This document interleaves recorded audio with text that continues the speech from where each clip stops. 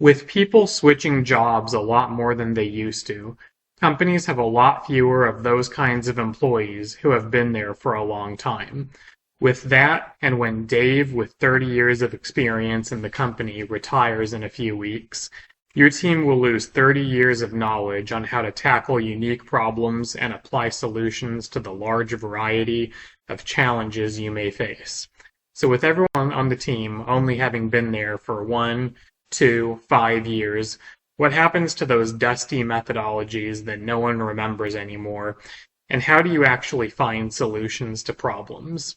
Well, today, we'll talk about how to best adapt to new challenges and find solutions to a range of problems independently without needing the more experienced quite as much. Stay with me to the end of the video, because self-sufficiency is becoming more and more important in today's workplace, and we all need to develop adaptability skills to engineer value independently. And so the latest trend, especially after the Great Recession, is that people just don't stay at companies as long. That's just kind of a simple reality. They move around when they feel they have reached their peak at one place, and they move around for advancement and promotions or broader knowledge, seeing a different way of doing the same thing or seeing how the same thing is applied to other applications. So we still have some remnants of people who are at our companies, depending on what the company is. Some people might have still stuck around that have been there since the early days of their careers, and these people may have been there for like 30 or 35 years, but these people are few and they're nearing the end. They're getting closer and closer to retirement. So these people who have been there for a really long time are just the remnants of that era. And so with this, we know from our job searches that we always need to be tailoring our past experiences to show the companies that we can perform the jobs that they are hiring for. We need to show that our past experience and what we've accomplished in the past is aligned such that we can actually have what we need to solve the problems that the employers are looking to solve. But there will often still be gaps because companies in the same industry don't all work on the exact same things. Even the industries that work on similar things, there's like slightly different applications or slightly different ways they're doing it or slightly different problems they're solving. I mean, even if you're thinking about like Boeing and Airbus, with Airbus having the A320 and Boeing having the 737, I mean, they solved the problem of the new, more efficient engines in very different ways. And so it's not like one person who knew what happened at Boeing is going to transfer to Airbus seamlessly. And that whole story is a tangent, but that's kind of where these gaps come from, is that it's not like you yourself have been at this company for so long that you have this in-depth of knowledge about proprietary processes. So this is where there could be a challenge if it's a team where there just aren't any employees left who have been there for very long. Some of the proprietary processes for that company or the ways that things have done will get lost over time just because we don't have the people who actually developed them or who were there at the time of them being developed. So this makes employers value a setup where everyone is kind of a leader. So where everyone is capable of contributing to set up the processes and to methodology rather than relying on decades-old tribal knowledge. Because, I mean, ideally, they may be able to keep the same thing that worked 30 years ago, but whether that process just is no longer relevant to the industry or just no one knows how to do it anymore, getting people who know how to ideally solve the same problem in a different way or know how to be creative in coming up with a new solution, that's kind of what they're looking for. The more you know about methodologies for the employer's industry, the better you can help develop processes and work independently. So a lot of this is going to come down to having done very similar things in the past and been successful with them and been successful with very similar methodologies. And it's going to also come down, if necessary, to your ability to learn them independently and such, which we'll get into later. But so this does beg the question. If there's So how do you learn what's needed to be self-sufficient and to help lead processes without the guidance of someone who has the super in-depth knowledge of the material? And like we said, this is going to lead to more independent study. So for an adjacent industry, so if you're a mechanical design engineer and you've been working on aircraft a lot at Boeing or at one of the smaller private jet companies or something like that, and you're switching to a company where you're working on cars instead of aircraft, you're going to want to study up on design principles that are specific to the automotive industry. What are some of the common challenges? What are the problems that they've run into? Or especially ways like specific automotive companies have solved these problems and what they're famous for.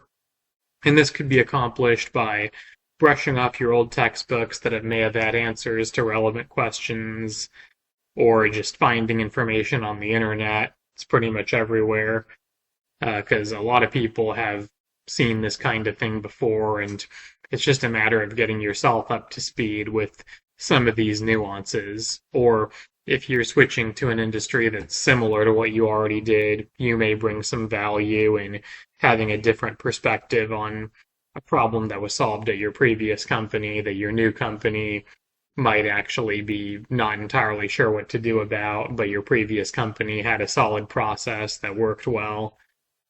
So there's different scenarios in which things could happen here.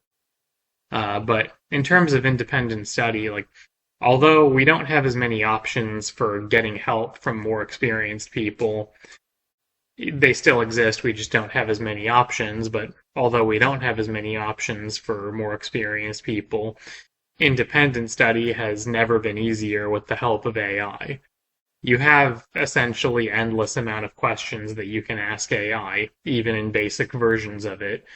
I use Claude a lot, just asking it questions to refine my understanding of things relevant to my job or my industry, and I have found Gemini and ChatGPT to also be helpful, and I don't currently pay for any of them. I do have to say I have in the past paid for ChatGPT, but I discontinued that because I found that you don't really need to be paying for these things, at least just to help yourself independently learn some of these things that are useful in these industries. So yeah, I don't think I recommend paying for things unless you find some really specific scenario that you need to pay for it for, but just being able to have it walk you through certain concepts or questions, just ask it, like, can you show me an example of where this type of thing happened, or when you're dealing with elastomers and propulsion systems for aircraft or something, and how does the nonlinearity in FEA come in? And then it'll give you an answer. You might not understand it fully, and you have to clarify on some things. So you ask it another question to clarify.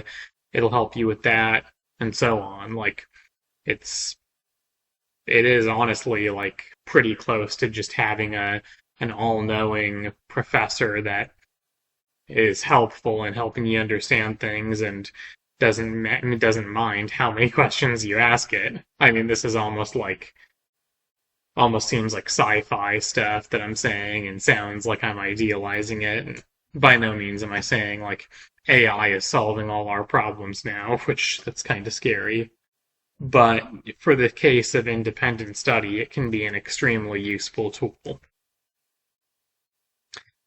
Let's talk about standing out to employers, especially in the context where like they are losing some of their employees and they need to replace them, especially retired ones, with new people who can hit the ground running.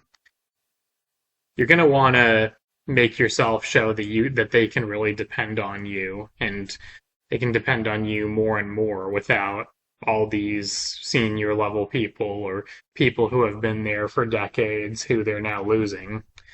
You want to show that you've taken initiative, especially whether it's in your current job or in a job that you're interviewing for. You want to show that you've taken initiative to find potential ways that processes can improve, be able to communicate what's better or what could be improved, and implement some of these improved processes, which that's another thing that you're going to have to figure out, especially if it's like Python or MATLAB code or an Excel script or something that you might have to figure out how to do it. But if you can work towards successfully completing something like that, that's going to make a big difference. You want to show that you can learn independently, like we talked about. And don't be afraid to ask questions, because I mean, honestly, even the people with decades still have questions from time to time. They don't know everything, and they still get educated by people, which is just an example of what they talk about with lifelong learning. Have this mindset that I'm never going to be an expert at everything, but as time goes on, just figure the things out, learn the things that are needed for the time being, and question things strategically. The right kinds of employers are going to appreciate if you think of new things or catch errors that they didn't see. I mean, there may be some kinds of employers that are insulted or insecure. It's like, oh my gosh, I can't believe you're pointing out that we didn't think of that or see that. But for the most part, like the ones that are self-aware understand that they're human, they're not going to catch everything. And by you showing that you're attentive and you're able to think of things where things are wrong and stuff, it actually helps to lift pressure off of your manager or off of your employer, because they know that like they don't have to rely on themselves being perfect and stuff. They know that you're actually taking a lot of initiative, you're doing what you can to help shape the team and shape the organization, even if you're an individual contributor, being able to get the processes to flow as smoothly as possible. That's what employers are going to value and what's going to help the team a lot, especially in this era where we have the really experienced people retiring and might need to do a better job of retaining a lot of proprietary information and proprietary processes without forgetting too much and without moving forward in more messy ways. But yeah, I hope you found this helpful, and I hope you're feeling ready to go crush it in your next task and be able to add value to your employer independently and without necessarily needing as much help as before. Not that it's bad to need help from time to time, of course, but ways that we can try to all be as independent as the employers want us to be. And so if you found this video helpful, I invite you to give it a like and subscribe to this channel to continue getting more and more advice about engineering careers and how to be successful in them. And thanks for the view. It was great to see you on this and talk to you. And I hope to talk to you again soon in a future video.